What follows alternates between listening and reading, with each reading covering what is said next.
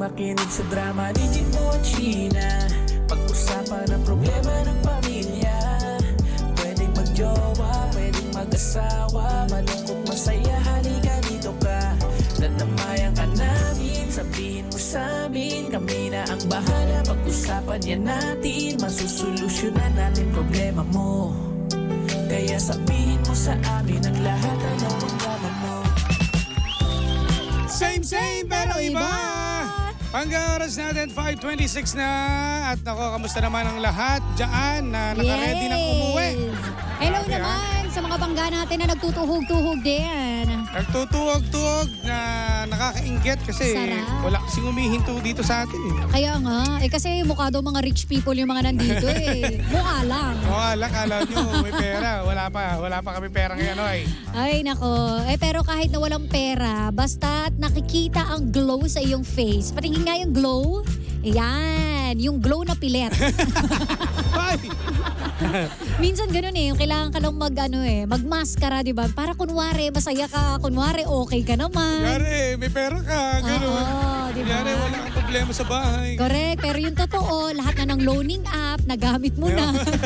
May mga pending kang bayarin, ganyan. Ay, nako. Pero syempre, partner, lalo-lalo na sa mga pangga natin, eto na muna.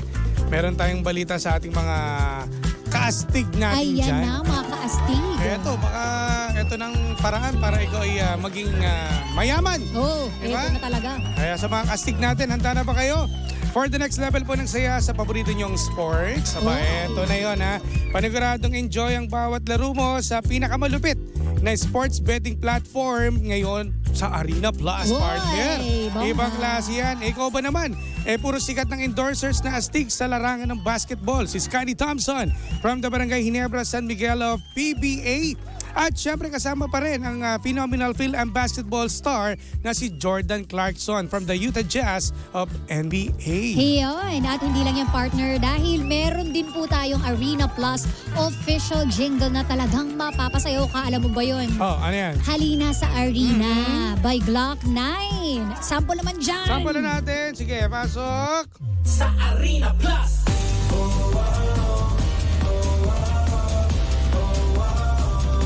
Astig sa sports.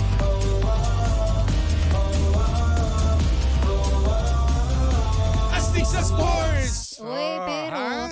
ang tanong ng mga kaastig natin, bakit nga ba Arena Plus ang go-to platform ng mga sports lovers? Ito ang sagot dahil bukod po sa legal, secured po ang ating gaming environment. Bakit? Dahil lisensyado po tayo ng PAGCOR. O diba? 100% legit po ito, Yes. mga pangga. At syempre, nako partner, ang maganda dito, pwede mong i-stream ang live games ng local at international sports properties via web or mobile app. Bongga. O, diba? Very convenient ang galawan sa Arena Plus. Petix ang transactions ng kahit anong sports bets. At hindi lang yan dahil updated ka pa sa lahat ng latest score sa libu-libong klase ng games worldwide. Lahat na may ball, pwede. Pwede. Basketball, volleyball, soccer, lahat na, name it, pangga. At ang pinaka-astig po sa lahat, ang Arena Plus, ang official sports entertainment gateway ng PBA and official gaming partner ng PVL, STL, EASL at MPBL. Arena Plus is also the official sportsbook partner ng recent FIBA 2023 Basketball World Cup. At nako, ano pang hinihintay ng mga kasig natin dyan, partner? Dapat i-download mo na ang Arena Plus app now in App Store or Google Play at pwede mo rin mapanood sa arenaplus.ph. Sa Arena Plus, astig sa sports! Alam nyo na, sabay-sabay na tayo mag-download at mag-bet. Correct. At syempre, live na tayo sa ating official Facebook page. Mga pangga, pwede nyo nang i-share yan at sumali po sa aming drama o ating mapapakinggang drama ng Yes. pangga natin dyan. At i-share ko muna itong partner ha. Sige Yung mga na. nandyan, paki-share na rin ha, mga pangga. I-share mo na yan habang tayo naghihintay sa ating story time. At yung mga pabati ninyo, pwede nyo na rin pong isama yan mamaya at babatiin namin yan. Ha? Habang Okay? pinapalpitate talaga ako rito. Kape ba mo? Gabi ba? O eto na. Ang ating story time. Nako, medyo kakaiba tong ating story time, partner. Ano yan? Pasok na natin. Ang drama ngayon, ha? Isa daw siyang OFW. Oh. Ang amo daw niya ay ibang lahi. Pero yung assistant ng boss niya ay Pinoy. Oh. Naaasar daw siya kasi nga dahil daw sa trabaho daw ng assistant pinapagwapa sa kanya. Eh yung boss naman niya okay lang naman daw, wala naman daw problema. Kaso ang mahirap dito, yung kapwa Pinoy pa sinisiraan siya sa boss nila. Okay. Ayan, at ito may lapit dito partner ha, kapwa Pinoy at kababayan ko, hindi ko ma-attempt na sinisiraan pa siya. Dapat niya nagtutulungan daw sila. Kaya ngayon, Jim Shi, ano bang dapat yung gawin? Mag-resign. Oh, ipagpatuloy. Sa ibang bansa mag-resign ka kaagad. Para ang hirap na Alam mo, well, hindi natin masisisi ha, ganito ha. Ito normal talaga itong nangyayari sa mga OFW natin na nanonood. Kadalasan, bakit gano'n, no? Yung kapwa Pinoy pa natin, ang nagiging mortal nating kalaban. Imbes na tayo tulungan. Oo. Diba? Yung ibang lahi pa nga, yung boss pa nga natin, napaka okay naman sa atin, walang problema. Siguro may dahilan tong mga tong naninira. Kasi gusto nila sila lang yung bida. Ayan, mahirap. Diba? Bida-bida din eh. Oo. Walang kaagaw, hawak ni boss. Yan, bida ang saya, Diba? diba? Ba't di ka magkaroon ng ng costume na red? Yeah. Kaso ang hirap no partner ko, kung ang assistant ng boss, kalaban niya eh. Assistant ng boss, ginagawa niya yung trabaho. Tapos sinisiraan pa siya. Diba? Eh, ang kapal naman ng mukha niyan, diba? Ang hirap. Paano mo kaya, kung ikaw nasa sitwasyon na itong taong to, anong gagawin mo? Hindi ko gagawin yung inuutos sa akin. Okay, ilalaban mo. Oo, hayaan ko siya. Eh, bakit mo iutos sa akin? Diba? Or, pwede mong irekta Oo. dun sa boss na lang. Oh, yes. Diba? Actually, technicalin ko siya, Pero diba? mas maganda, para mas maniwala yung boss mo, mag-record ka. Pero kasi may mga Data Privacy Act eh. Yun nga eh. Kapag kunwari Ewan ko bakit nagkademandahan ganun, no? kami, pag nagkademandahan kami, madadali ako. Unless public-owned na, kunwari CCTV or whatever, pwede ko sigurong kunin. Nasa kabilang linya si Attorney Gar. Attorney Charis! Tanungin natin si attorney ka. Hindi. Pero diba? Halimbawa lang partner, gano'n ang mangyayari, no? Kung halimbawa hindi sa CCTV nakuha ang mahirap niyan, yung mga, mautak din siguro tong assistant, hindi naman niya babanat ng gano'n ng walang, na may camera. Oo, alam niya siguro na makakalusot siya. Ayan. Diba? Kaya, Or baka maaari mas matagal kasi siya at mas malaking tiwala yun na nga sa kanya. Kaya yun ang pinangahawakan, kaya mayabang. Kaya ang lakas ng loob niya na nasirain siya doon sa boss niya. Dahil siya siya yung matagal, correct. siya yung dapat padrino mo ako. Correct. Dapat. At ang tingin sa kanya perfect. Yan. Alam mo yung talagang hindi to gagawa ng masama. Kumbaga parang dating sa akin ka lang kumapit kasi kapag ako kinalaban mo, Patay pwede ka. kitang siraan at pwede kitang patanggal sa trabaho mo. Diba? Yun ang mga nangyayari sa ibang bansa. Kaso nga lang, yun nga no? Hindi naman solusyon ng resign dyan. Bakit yan ba kabilis? Parang nasa Pilipinas ka lang. Nasa ibang bansa ka, Oo, mahirap yan. Una sa lahat, kung may option kang umalis at meron kang backup, i-go mo na. Umalis ka na dyan. Pero, Kung wala, kung kaya mo naman, ilaban mo yung sarili mo. 'Di ba? Bakit ka susunod dyan? Tapos pwede ka naman magsabi, magsumbong ka dun sa boss. doon na lang, no? O kaya, dapat gumawa ka pa umisip ka ng magandang paraan, no? Para siya mabibitag. Wow, bitag, no? Pwede. Paano mo, para may Ma-caught in the pangawakan act ka. siya, Kasi mas diba? maganda yung magsusumbong ka sa boss mo na meron kang prueba. Kasi Oo. ang hirap kasi pagsalita lang. Pag puro tokis lang. Siyempre, mas papanigan pa rin yan. Since na matagal na nga yung assistant niya doon, Correct. kanang kamay ng boss, paniniwalaan pa rin yung assistant. Oo, dapat may ebidensya. Yan ang kailangan mo. Kaso ang problema sa mga ganyan, yung may mga pathological liars, di ba? Oy, for the pathological liars. Kaya mga Pinoy pa naman, magagaling niyang... Magagaling. Oo. Sir, wala po nangyayaring ganyan. Bakit naman po, di ba? Kaya- Sir, don't believe her. Diba? Pa. Sasabihin pa niya, ako yung pinakamatagal dito, dapat ako yung sa akin kayo maniniwala. Yes. Ako yung pinagkakatiwalaan nyo, kaya nga assistant, di ba? Oh, patay. Ginamitan pa ng magical tears. Paano nga kayo, ikaw, partner, ano I've been with you, sir, through ups and downs. I care about my job. Yung mga gaganong-ganon pa yan. Diba? Partner, ikaw, para sa'yo, anong pinaka-the best na gagawin niya dapat? Ako Gawin niya dapat. talaga, gawin mo lang kung ano yung trabaho mo. Tuloy mo lang. Oo, tapos isumbong mo. Ngayon, di ba nga, siniraan siya, papatawag siya ngayon sa boss, ng boss niya eh. So, paliwanag niya lahat.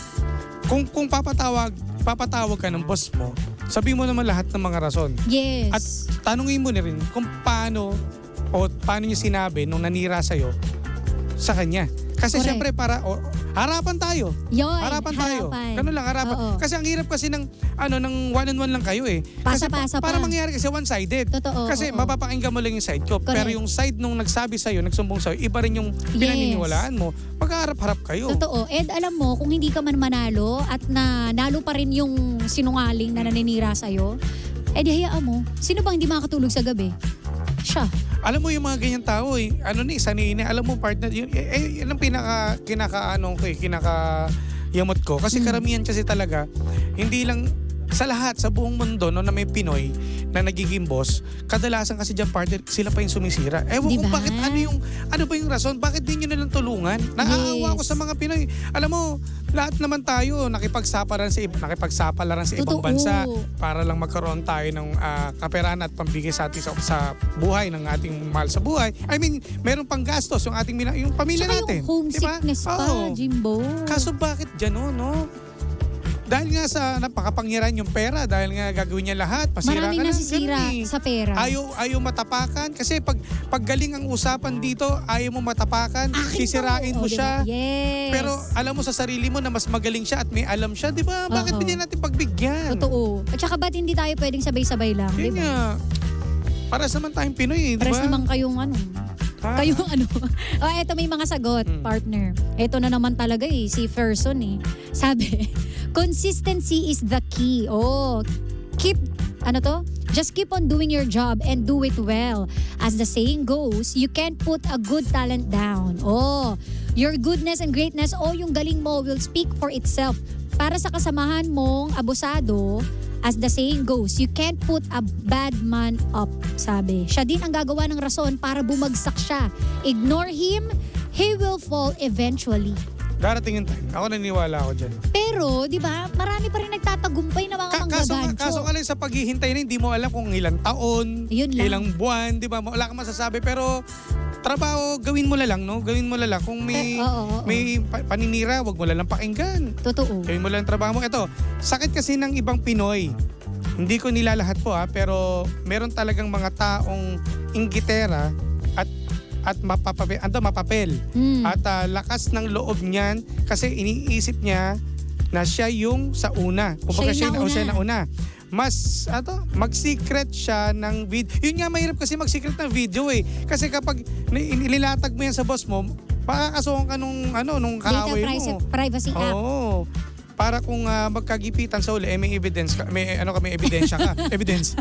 May evidence ka. Oo. Wag niya gawin yung pinapagawa sa alam mo, ba't gano'n ng partner, no? Napakahirap din kung magkaroon ng batas sa ng mag-record ng video Pero sa kabila na lahat, ito rin yung prueba mo sana no? Ito yung evidence mo na para Totoo. ipakita dun sa boss mo kung ano man yung naging problema ninyong lahat. Correct. Eto pa may So, sagot, bawal partner Baka kaya niya ginagawa yan kasi nakikita niya as a competitor. Yun nga, Kaya ganun. gumagawa siya ng paraan para maging uncomfortable ka sa workplace nyo. Exactly, Yun nga sabi ni mangyayari. Irvin. Yan nga mangyayari. Totoo, may mga ganyan. Meron Kumbaga, kunwari tayo, magkatrabaho. Threat ka sa akin. Alam ba, partner, mataas ako yung posisyon ko sa'yo. Oh. Ikaw yung next to me ka Next in line na. Next in line ka na. Ikaw na yung Ganyan. parang makikita ni boss na mas magaling to, mas may kakayan to Yes. sa ganitong Takot ako, sisiraan kita Correct. para hindi mo ko mapalitan. Ganun ang nangyari. Correct. Ganon. Ang sabi nga, crab mentality, sabi ni Dina Longakit. Linta ang assistant ng amo mo. Ate, parang si Jollibee yan, bida-bida. Bida-bida ang shoot kills. Ang shoot kills. Sabi ni May Lopena. Eto naman, in short, threatened lang siya na maagawan mo siya ng position plus sip-sip sa boss para hindi sila matanggal. Gawin mo lang ang best mo hanggat kaya mo. Tapos pag di na talaga kaya, mag-send ka na ng complaint letter sa boss mo at malay mo maayos naman. Sabi ni Ems Ruan. At pwede naman sa sa employer ba? Pwede siya magreklamo doon, di ba? Kung Directly? Oo. Hindi, dapat dadaan ka sa sistema. Pupunta ka muna, di ba, sa supervisor, Kung HR, sa mismo or kumpanya muna, bago. Oo, kasi kapag nag-directly to the pangit. father ka, Ibang it cannot be. wala kang kasing ebidensya pa Yes, ipapakita dadaan tayo sa Dadaan. proseso para legal.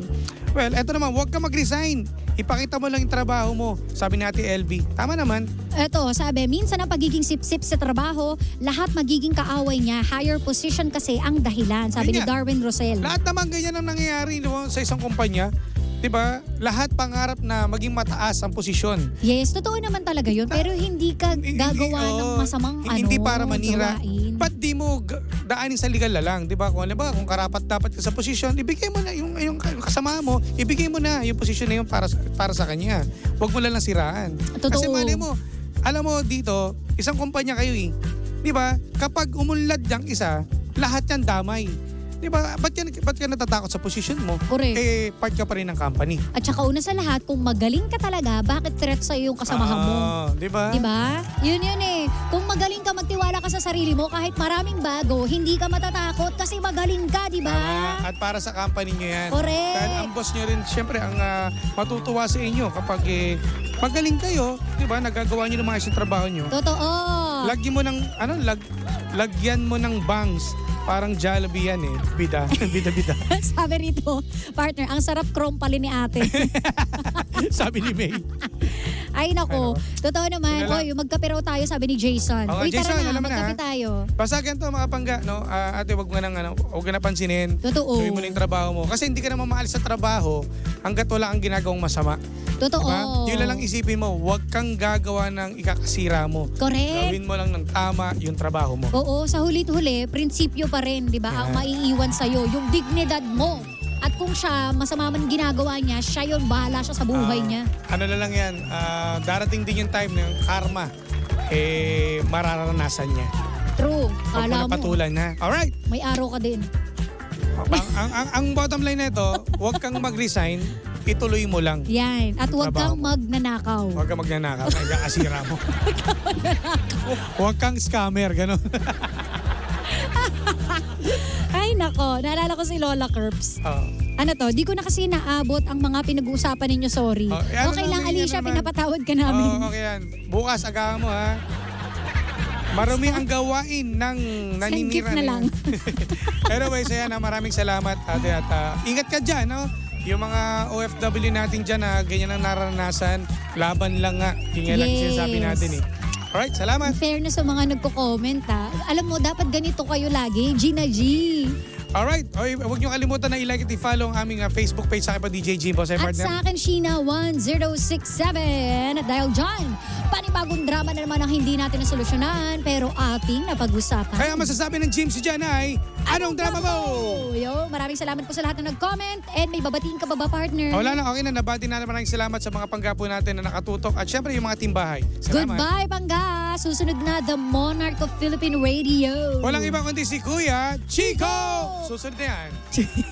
Nalunok ko yun Kaya naman tutok lang, nakasama at nakapiling ninyo nag-iisang pabebot na si Sheena. At ang inyong Jimbo Lices DJ na si Jimbo. Dito lang yan sa programang Anong Drama Mo? No number 106.7 Energy FM. Panggawag sabing radyo, sabihin mo.